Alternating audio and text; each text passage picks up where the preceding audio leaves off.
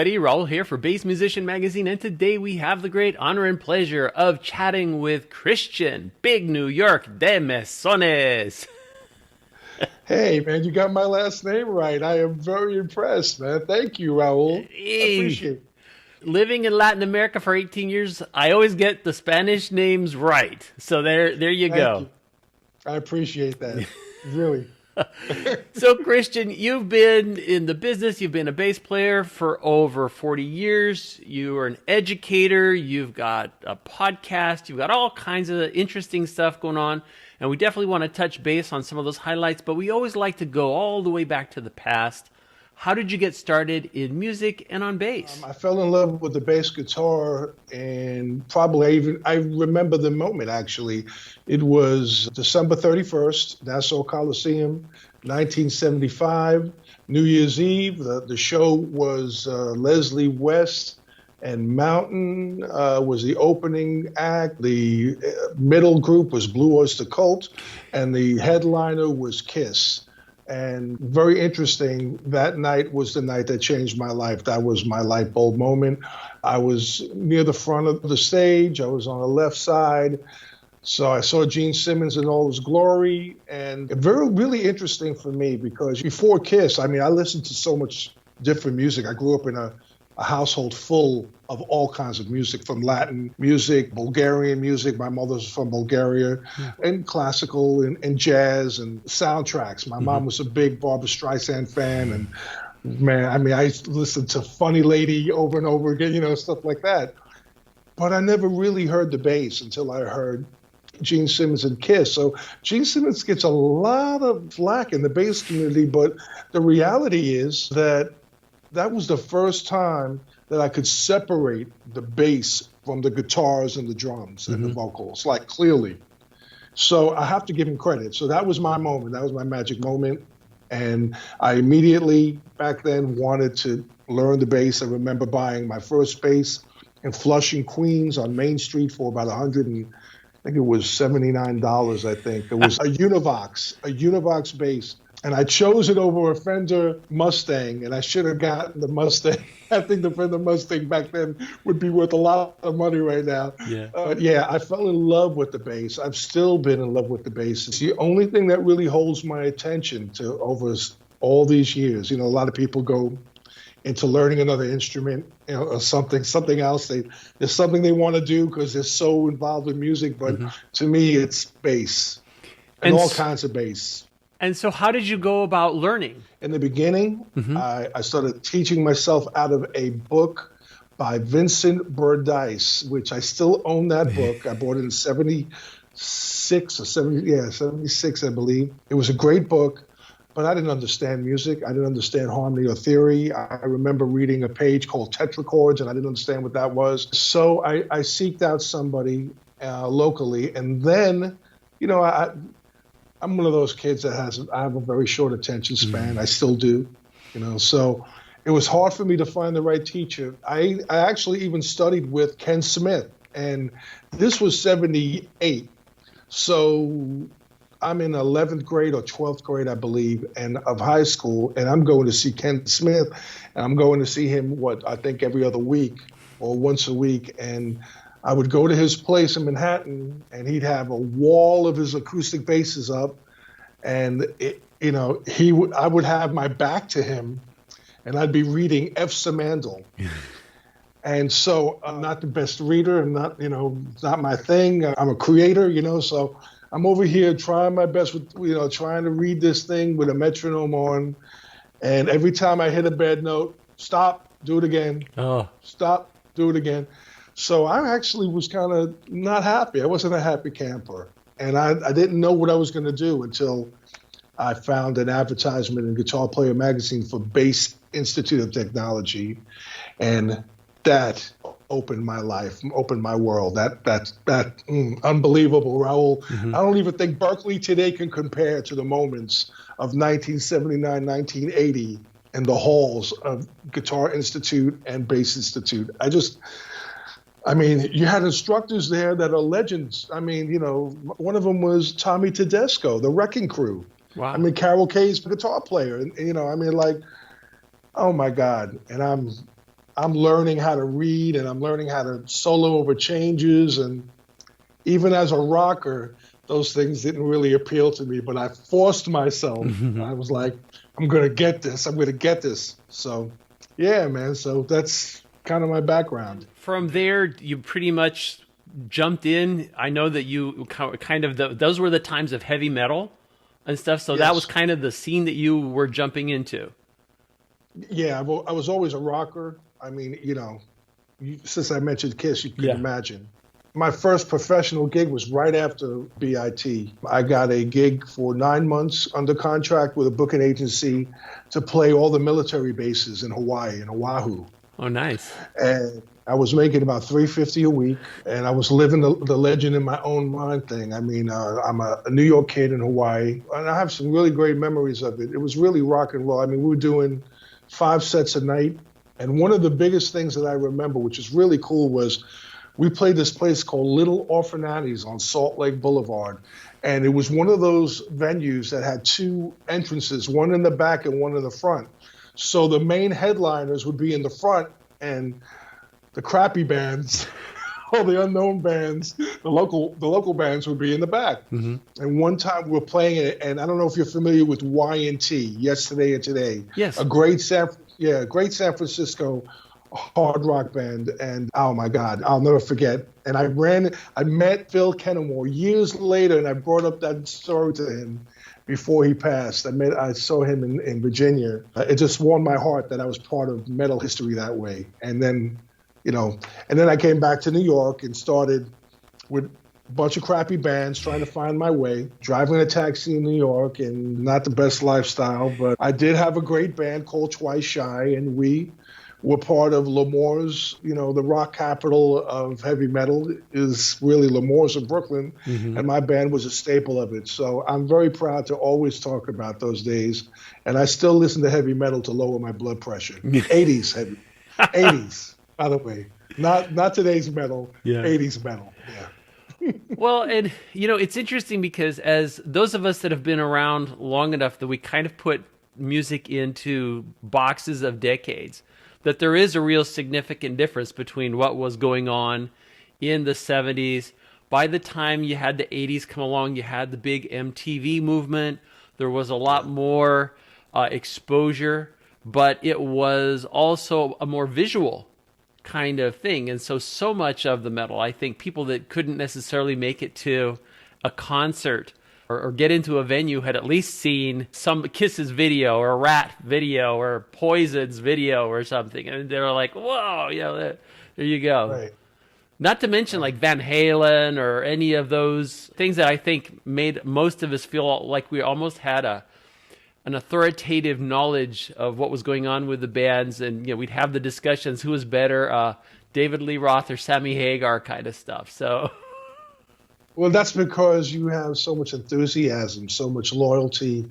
And, music is like a time capsule. It catches you in the moment of whatever you're going through. So, yeah, it's funny that you bring that up. You just made me think about the moment where I was at the Starwood in Hollywood when I was living in Hollywood when I was going to BIT.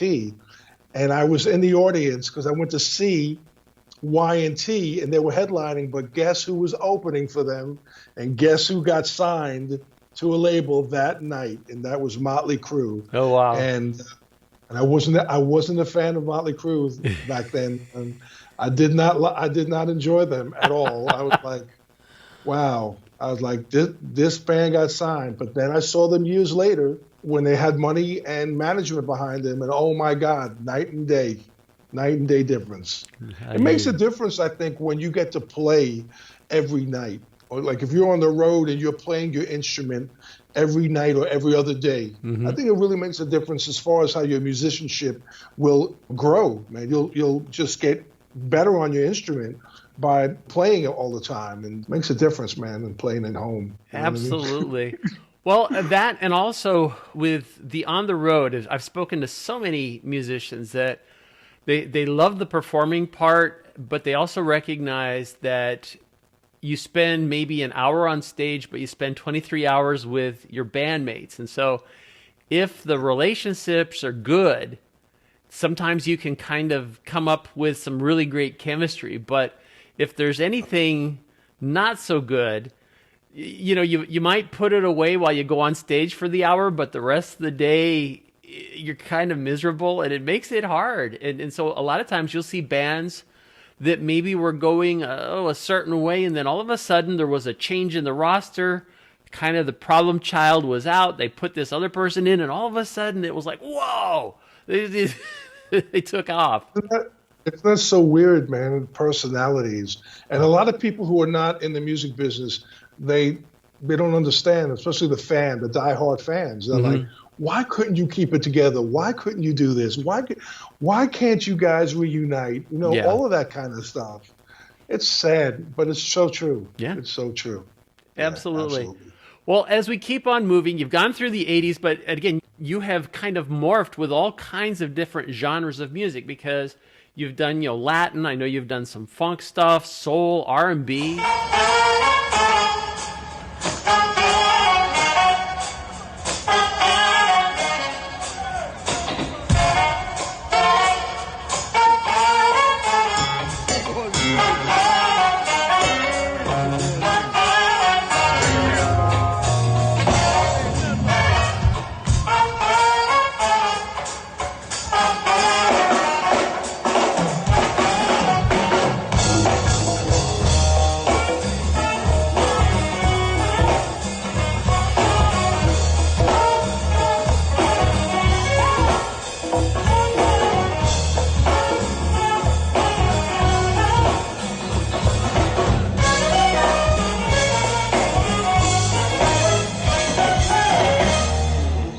Most recently, you released an album, and that's kind of more along the line of smooth jazz, if I'm not mistaken. Yes, the name of the album is They Call Me Big New York. There you go. I've only been, the whole reason a lot of people think I live in New York still, and I'm born and raised in the Sunset Park, Bay Ridge section of Brooklyn, which was made famous by Saturday Night Fever. But I left New York in 95. So I think the only reason why they call me Big New York is because I lived in Richmond and I lived in Virginia.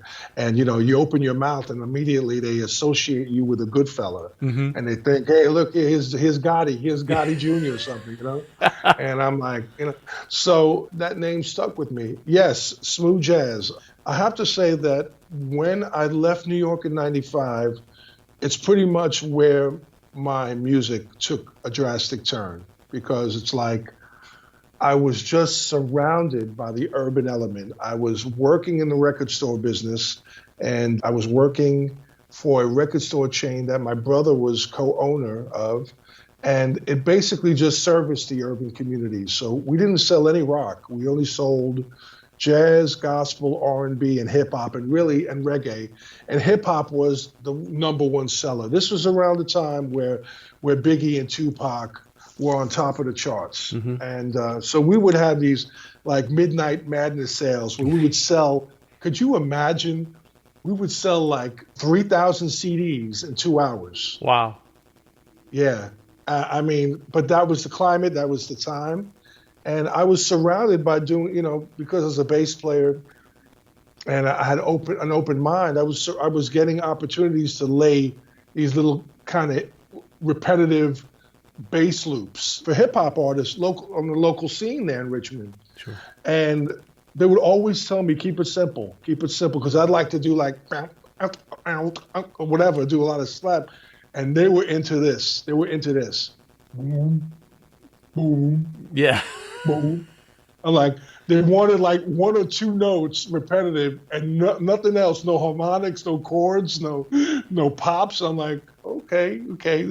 Why do you need a bass player, man? Why don't you just go on your keyboard and go boom, But it introduced me to an urban landscape. It introduced me to playing with all kinds of musicians. Steel pan. I played with this great steel pan player in Richmond, and that turned me on to Caribbean music. And then I started playing in churches, Baptist churches. Now think about this, Raul. I'm born and raised in Brooklyn, I'm not even playing in churches, singing Kumbaya in a Catholic church. Yeah. And now I'm in a urban landscape where I'm playing the Blood of Jesus or whatever, which is very Southern Baptist. Sure. And it really, really opened my mind to more R&B, more funk, more jazz. And that's why that album is really a hodgepodge of my experiences growing up. There's a little bit of rock on that record, but not much.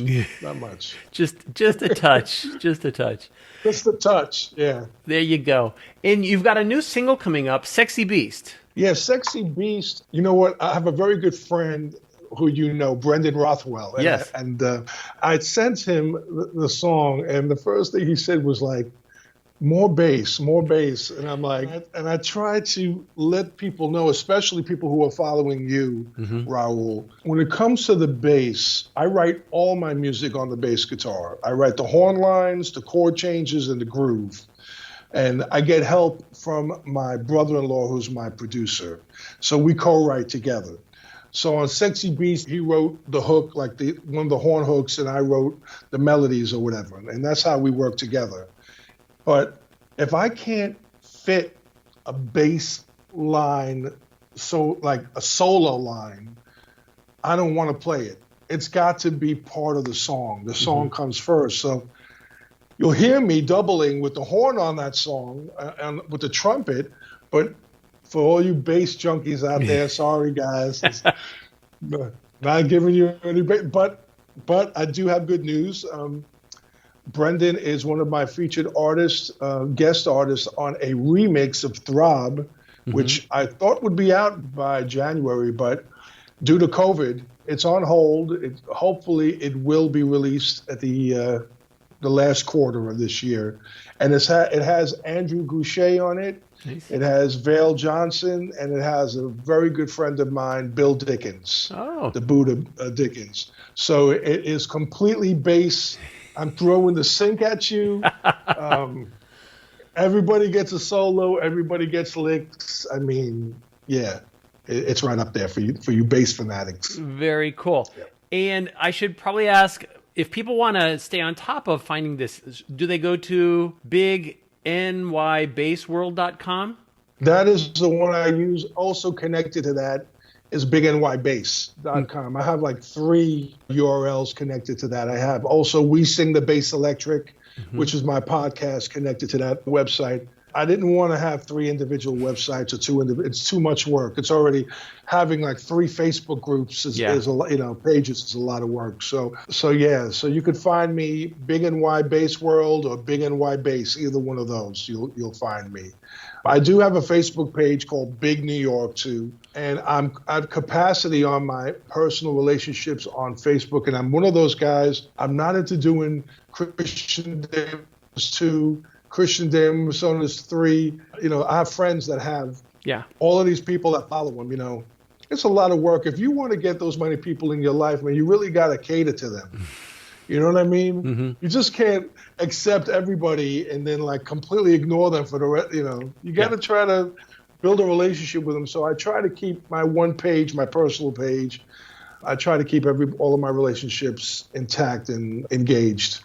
But you could find me on that Big New York Bass page. I do get messages there, and you can contact me through that too. Excellent. And you mentioned your podcast. That's a good thing to talk about a little bit, because it is, especially I think in times of the pandemic, where we're doing everything we can to kind of stay in touch with each other without actually being in the same place, like Skype right now. But tell us about this podcast. How did this all come about? Of course, we were down, right? We were home, right? I had a day job that I've done for 15 years. I've worked in the school system, actually a job I loved, and I left it this year because of COVID.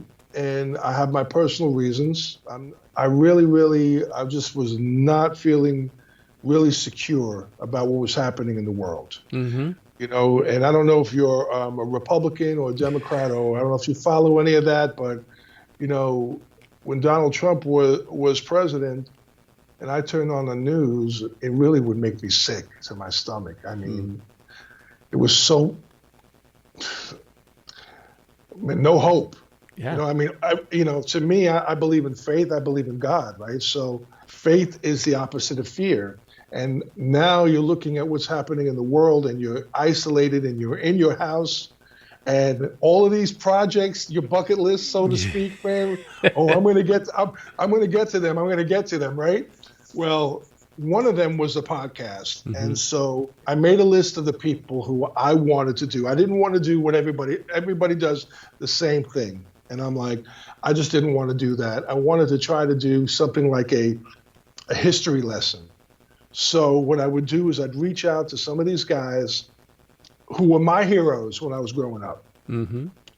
And so I reached out to Felix Robinson of Angel, who was really gracious to me, and Joe Bouchard from Blue Oyster Cult, and John Gallagher from Raven, who I've met John Gallagher in Springfield at Mars Music when I was a teacher. I was a bass music director at Mars Music in Virginia. So I met him there, and we've kept in touch. So I was like, you want to come on my podcast and talk about your new album?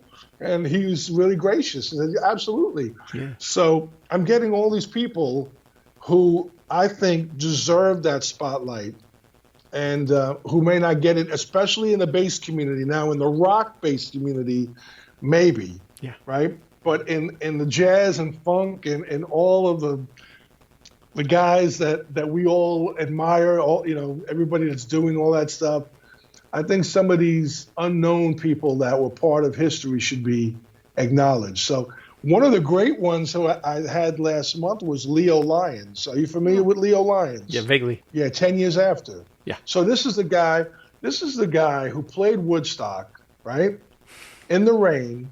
And out of all the performances, everybody is associated with Jimi Hendrix, but 10 years after his performance was just as powerful as Jimmy's. And I think because it's turned into a blues band 10 years after, and now he has another band or whatever, I think he's kind of forgotten. And so I gave him that spotlight, and great bass player. He has a 62 Fender Jazz, and I asked him, I said, how come Fender hasn't come to you and done a tribute bass, a Woodstock tribute bass? I mean, they haven't, maybe he's not on social media enough. Who knows, man? Yeah.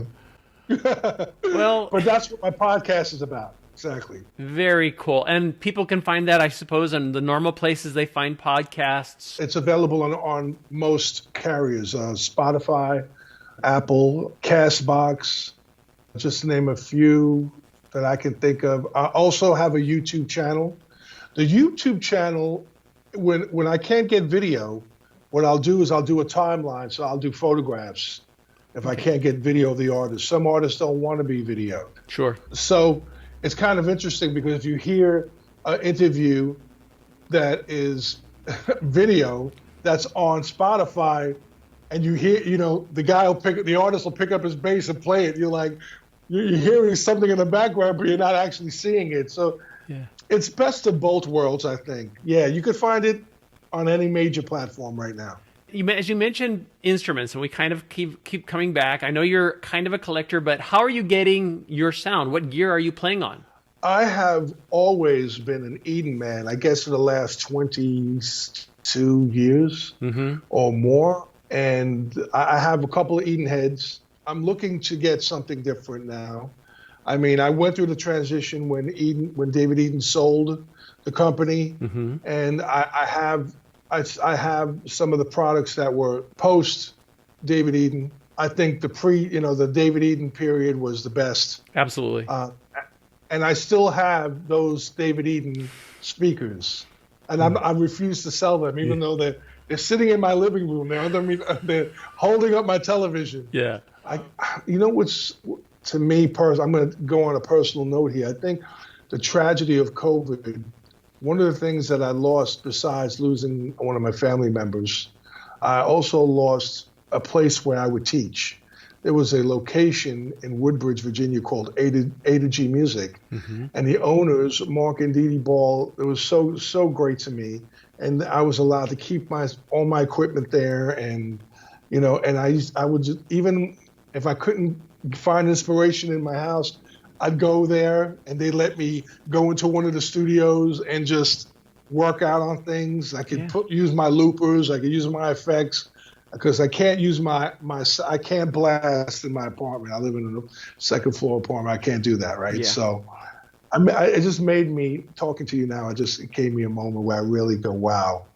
Imagine how many things we've lost during COVID, huh? We lost a lot of things. Yeah, absolutely. At this time, I'm staying very positive with vaccinations on the rise. I've got an appointment, so I'm thrilled about that. So we're all hoping the future may be different. And I think for a lot of people, especially those that have been involved with live concerts and shows and how things are, we're going to have to adapt a little bit. But for a lot of other musicians, it's been a real time of kind of creative pause where they've said, okay, I usually am so busy I don't have time to do this.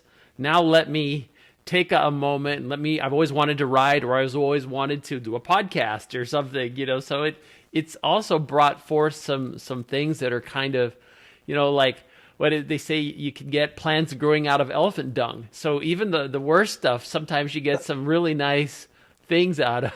So I'm hoping for some really beautiful flowers out of the elephant dung of the situation. But let's go back. Stay positive, my friend. Yeah, let's go back to gear, because you're old school. I agree. While David Even was the face of Eden, I've got a world traveler head myself.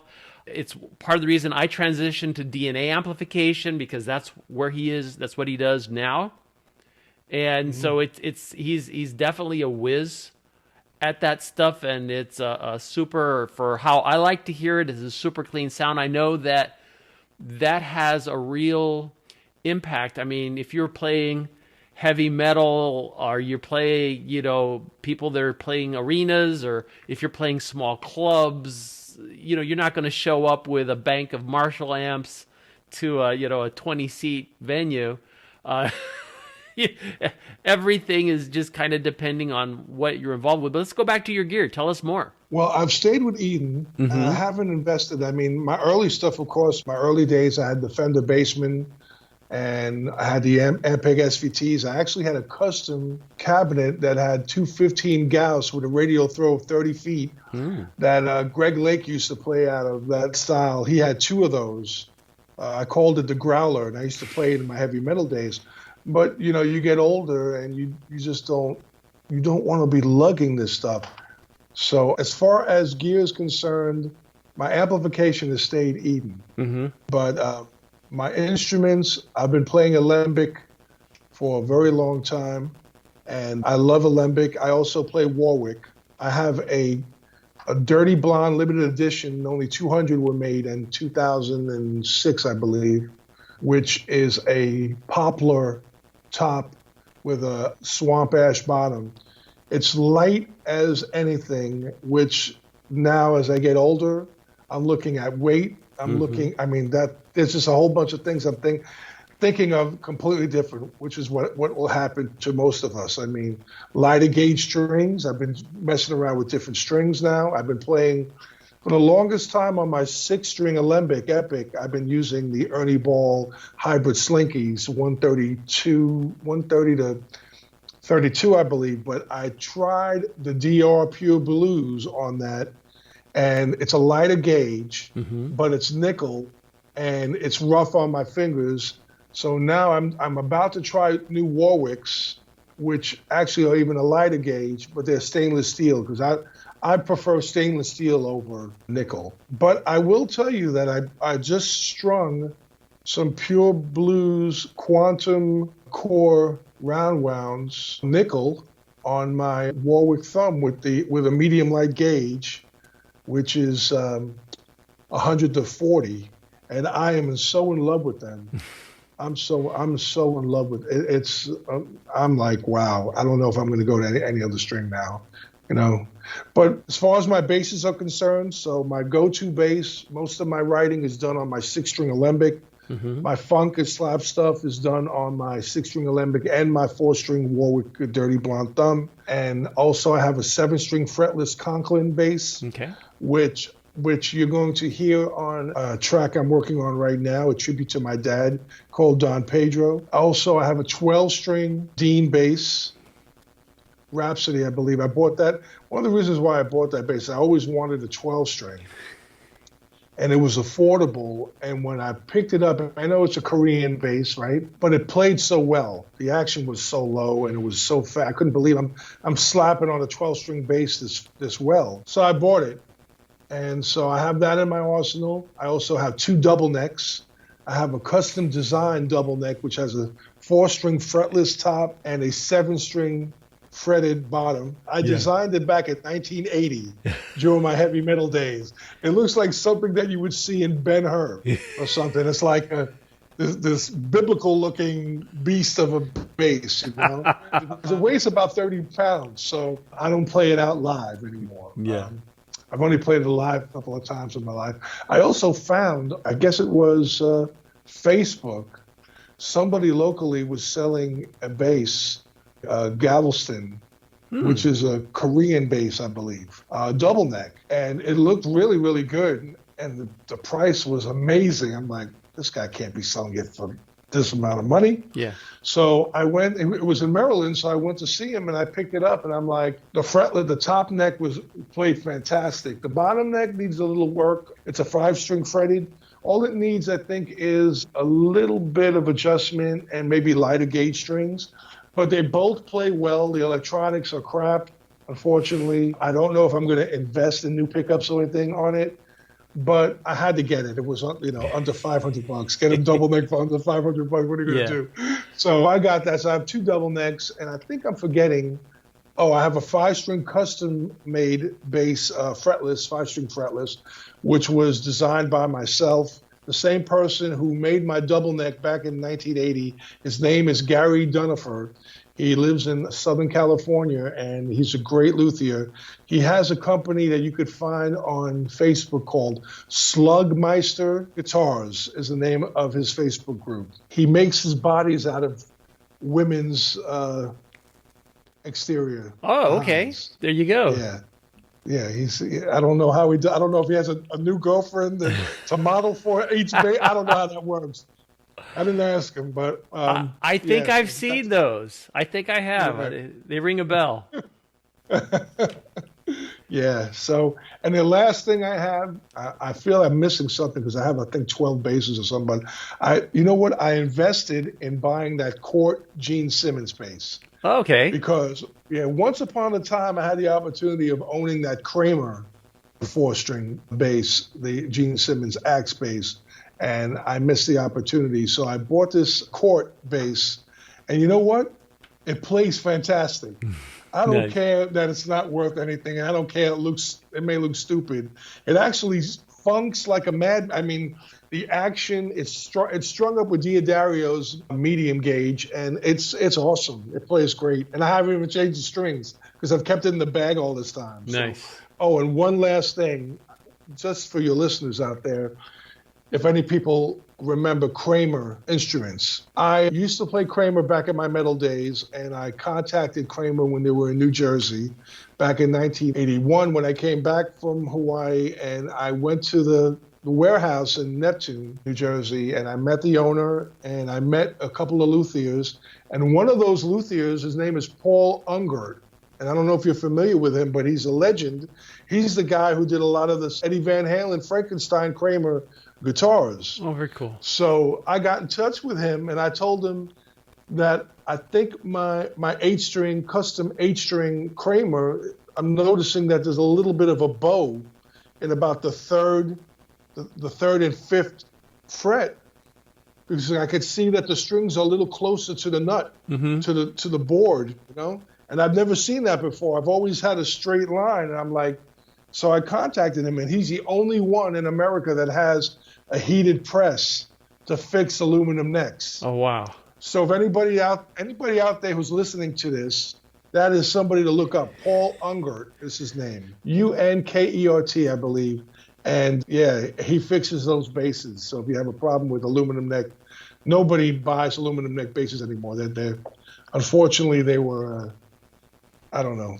They were in a moment in time. They're not the best instruments. No, there's been I'll say some experimentation when it comes to materials that basses are made of, whether it's aluminum neck, whether it is your graphite necks, like your Modulus stuff. There are whole instruments. I've seen some all aluminum. I know there's an Italian company that makes some stainless steel stuff. There is a company in the Netherlands, Aristides, it's a resin. It's an entirely milled piece. It's one solid piece that makes the whole, its neck and body and everything is just one solid piece.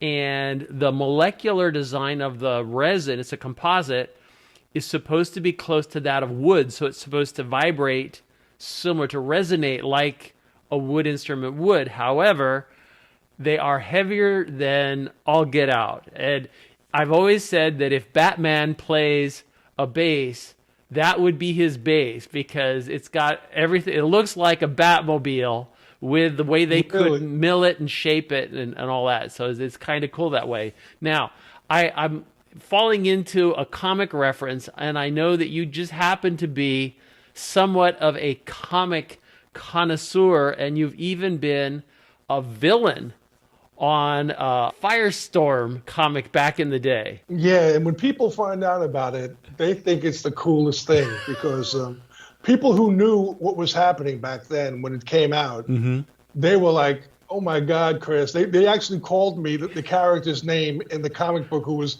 I think his name was Steve Brockman or something. And the storyline is so cool, because it's about a guy who auditions for a band, and his playing is so obnoxious, it's so loud, that he gets fired from the band, and he gets this chip on his shoulder, and so he creates this new guitar that gives out these subsonic waves that hypnotizes people, you know? That's like that's the story. So I play this character, and the whole reason why I'm involved is because, first of all, I went to art and design in New York City. That my major was cartooning and animation, and I never felt I was good enough for it, to be honest with you, and it didn't hold my attention. But I love comic book art. I'm friends with Joe Jusko. We went to school together, who is one of the best comic book illustrators in the world, in my opinion.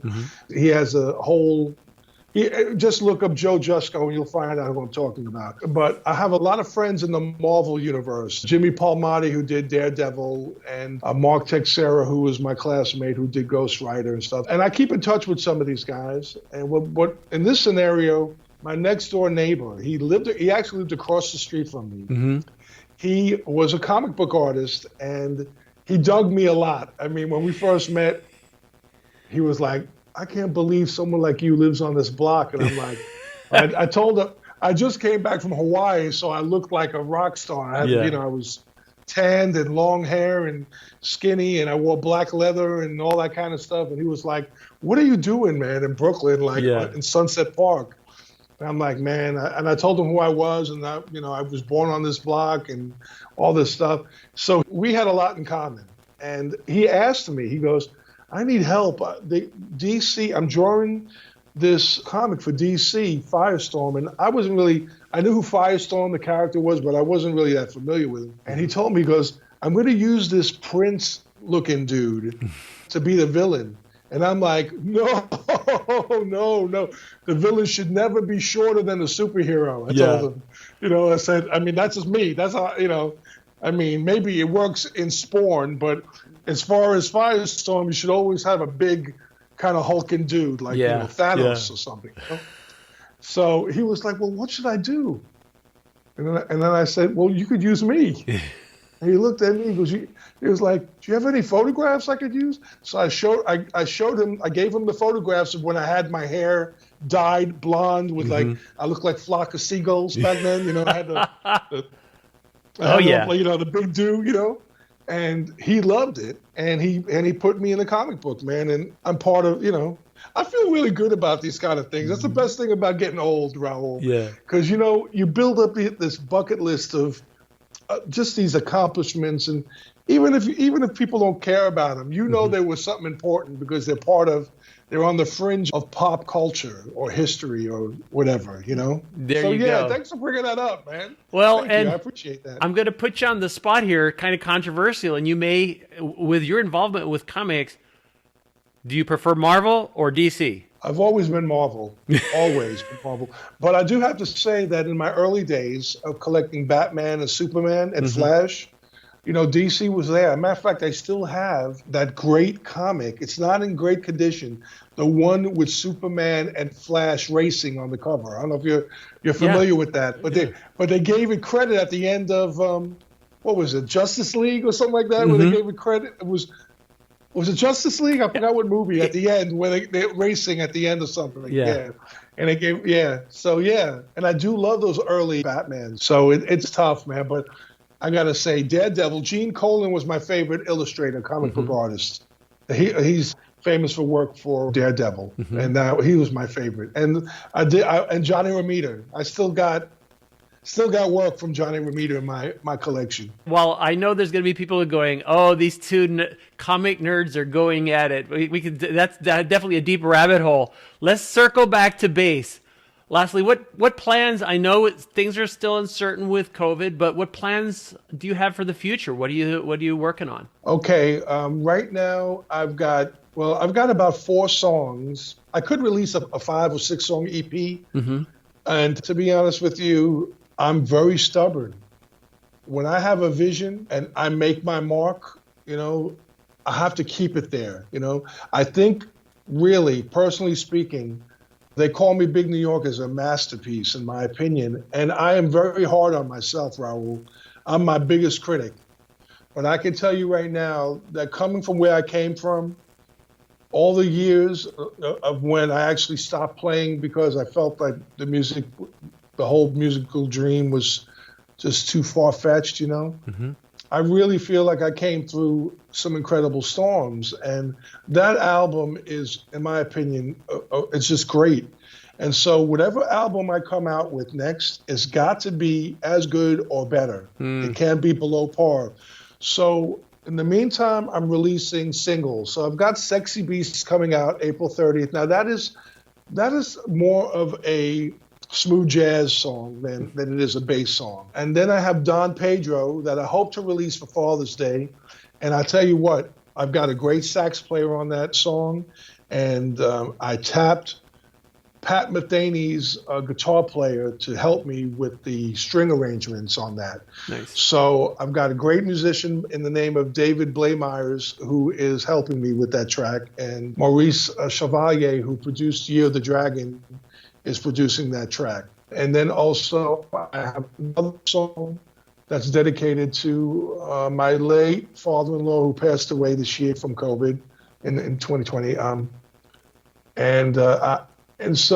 then I've got now Hispanica, which is on the album. They call me Big New York.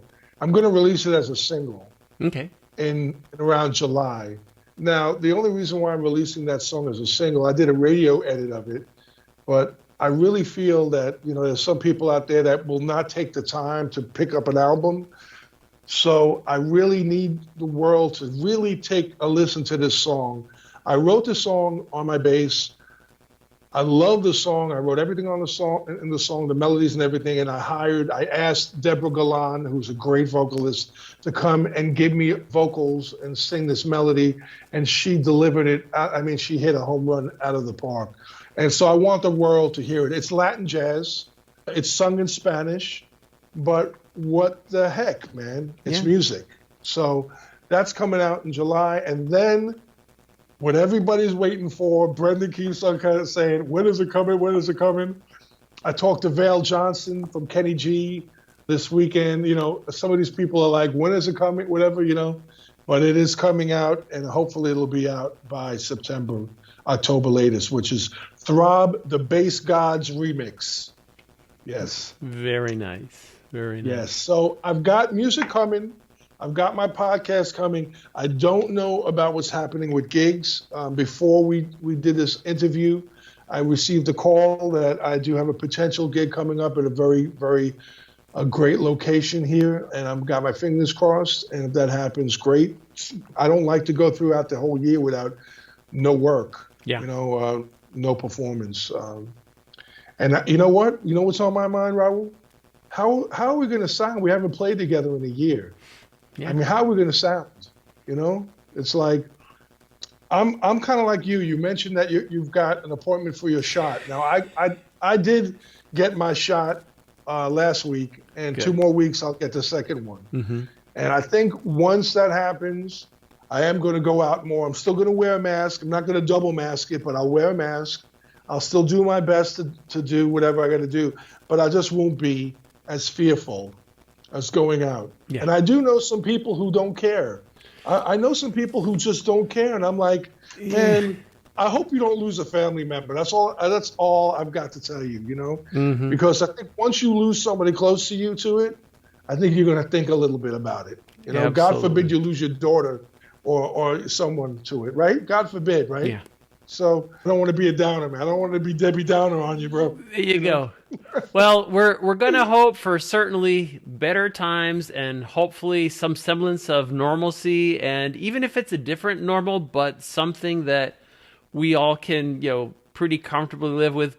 Christian, I appreciate you taking time to chat with us about your journey, your music, all the stuff you're doing.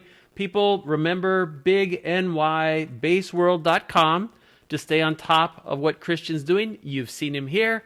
Christian de Mesones on Bass Musician Magazine. Thank you so much. God bless you all. You're doing a great job, Raul. I really see you. I see what you're doing out there. The world should embrace you. All the bass community, everybody who's a bass lover should embrace what you're doing and support you. God bless you. Thank you, man.